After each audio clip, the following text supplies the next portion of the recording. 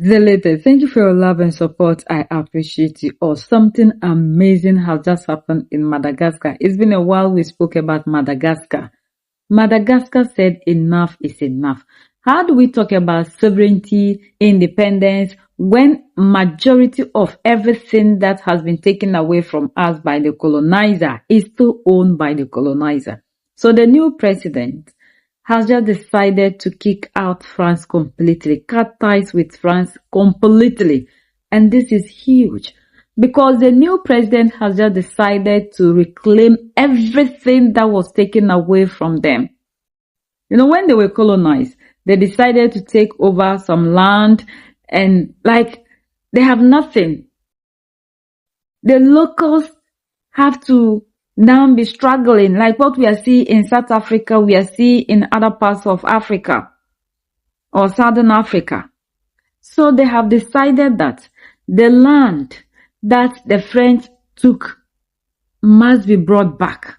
They cannot talk about having independence when this same land is owned, controlled, regulated by France, as if we are still in the colonial era, which we know is happening in other parts of Africa. So finally, they said the land must be given back to the locals. And this is a very big move. Ladies and gentlemen, France and the French have just been driven out of Madagascar. The Malagasy have moved up a gear.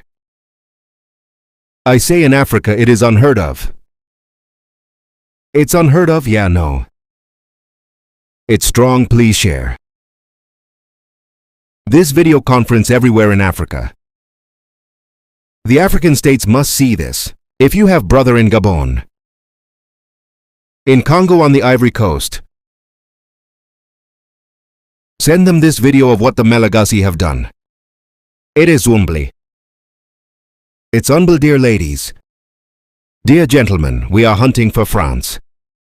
Maybe you don't understand the term, and we hunt the French. So the French residents in May and Madagascar are hunted.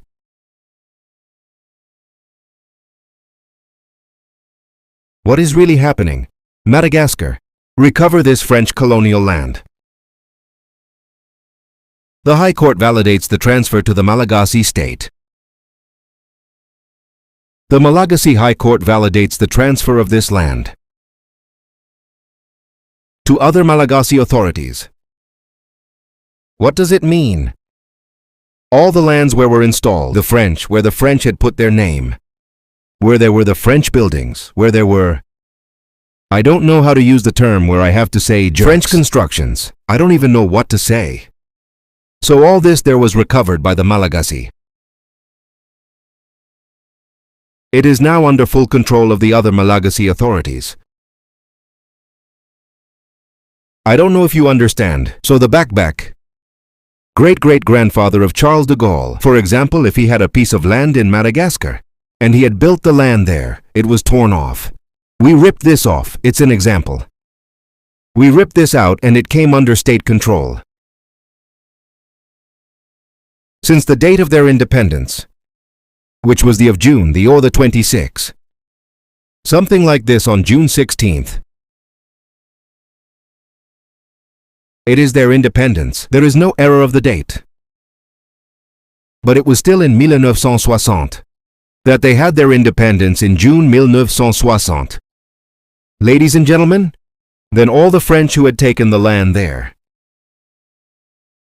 all EC that belongs to France as land the Malagasy state, has just officially recognized them as a territory. And Malagasy landladies and gentlemen, integrate our community and massively share the video conference. The African who doesn't share that. What a wizard he is. God bless you. Here is the example of a country that says it wants to be alone without LA France. You then understand. The High Constitutional Court of Madagascar has validated the law, allowing the automatic transfer to the Malagasy state of all properties, still registered on behalf of foreign nationals, mainly the French, since the colonial period. Since the date of the colonial period, all the French who had taken the land there. The Malgashis got it all back, yeah. Yeah, it's never seen in Africa, never seen before. Then, what to prove in this case the key date? The text is specifically aimed at land titles. Land titles in the name of foreigners dated, or dating from before the 26th of June, 1960. So all those who have the dark titles, now they're that date before the 26th. June 1960, Independence Day. And stay unchanged since all this we ripped it off. But why did they do it? Because in 7 years of the colonization, the French did not buy anything. The Europeans there, when they came to us, they didn't buy anything. They settled. Only they didn't ask anyone for anything. They settled as their private property. So there was no document. No one was giving them the documents. They had nothing to report to anyone. You understand a little? Do you understand? So the Malagasy have voted on which way? In that time the French were thieves. It was how I would say. They were people, that is.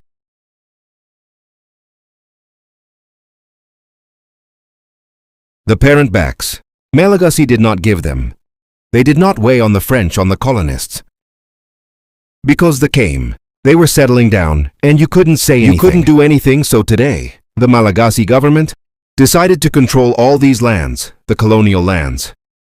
Ladies and gentlemen, according to the source, exceptions are not concerned. Not affected land. The grounds of diplomatic representations. Legitimate parcels sold to Malagasy citizens. And properties, and the owners having acquired the Malagasy nationality. That the Malagasy authorities have nothing to do with them. They are not in that batch. Diplomatic sites. You understand, diplomatic sites. Parcels legitimately sold to Malagasy citizens. So CE that the colonists sold it before leaving for Malagasy. Is not on the list. Owners who have acquired Malagasy nationality. So the who already have Malagasy nationality are not part of this batch, you understand. What is the objective of completing land decolonization? And regularize the situation of Malagasy families who already occupy these spaces in good faith is the objective. Yes, this is the objective. Ladies and gentlemen, dear gentleman, Mr. Michael. He did strong too. Then 60 years after political independence, Madagascar takes a decisive step towards full independence. Economic and territorial. No African state has ever done it. I don't think so. I don't think so. But as far as I know, no state in Africa has ever had the land taken from the, to put it, in the name of the state, in the name of the people, on behalf of the Malagasy. It is humbly. It is humbly. Madagascar has opened the Pandora box to the African states. Yes, they opened the Pandora box in the African states. Ladies and gentlemen, yeah. They made strong. So we are waiting for France's reaction to this.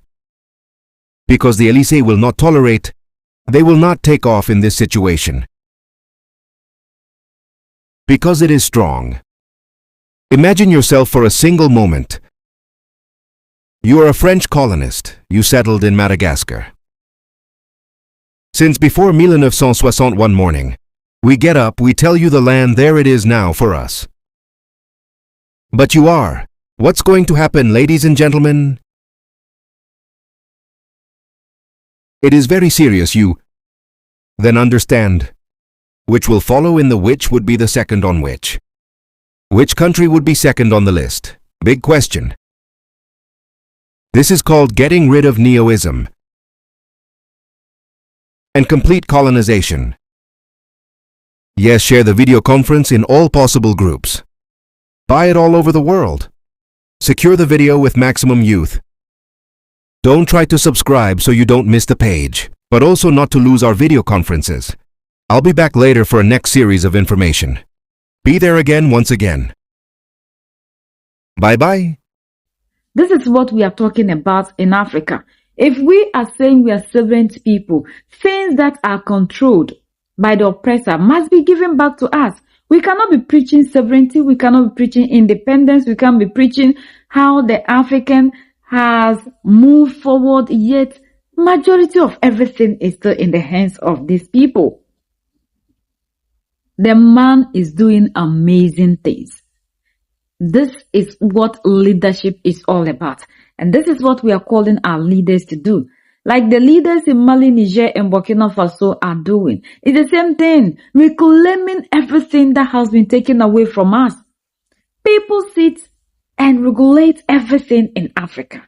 Yet they say colonization has ended, slavery has ended. But the things that they used to do when they were here during the time of slavery and colonization is still what they are doing to us. Then we sit here and claim we are independent people. On what basis do we proclaim independence when everything is still in the hands of these people? And that's why the new president of Madagascar has decided completely to cut ties with them and taking back everything that has been taken away from them back to the people. This is the soil of Africa. So how do we say this is our land? And people who came in and colonized us have a say on that land. Determine what happens. It must get to the point where the African says, I am free, I control my everything. Not I am free and people still control my things. That means we are still not free. Like people say, this our freedom is just on a piece of paper because the African controls nothing. Like the first lady of Sierra Leone will ask you, you said you are independent. You celebrate independence every year, and that has changed the narrative and made the black man to believe that he or she is free. Yet, we are not free, because if we control nothing, it means we are not free.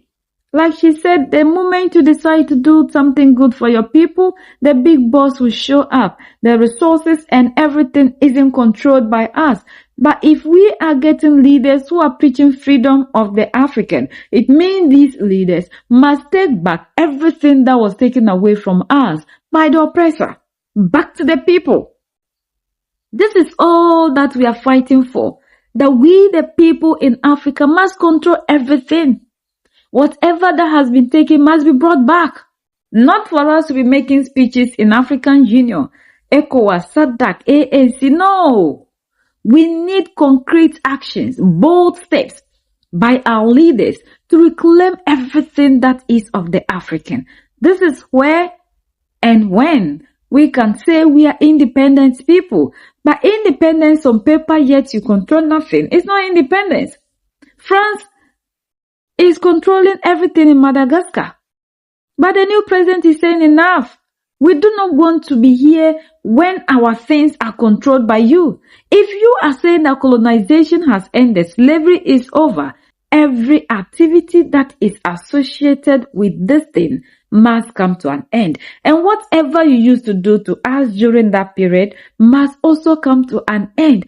But we are saying that everything has been rebranded in a way that is making us believe that the African is free, everything is in our control, yet nothing is in the control of the black person.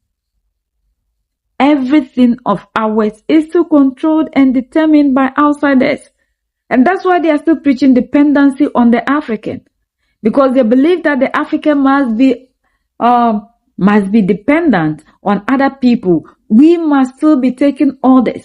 People must still tell us who should lead us, what we should do, what we should eat, how we should do our things. And even the land that is ours, they still sit there and tell us what they think should be done on the land.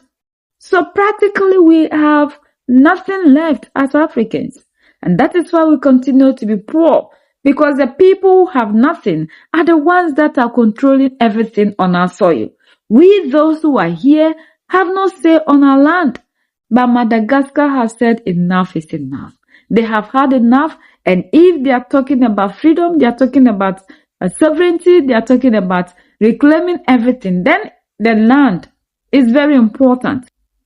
It's so amazing to see our brothers and sisters in South Africa chasing blacks away, leaving what is the most important thing. That is the thing that Madagascar is fighting for and reclaiming. That they must leave their land for them.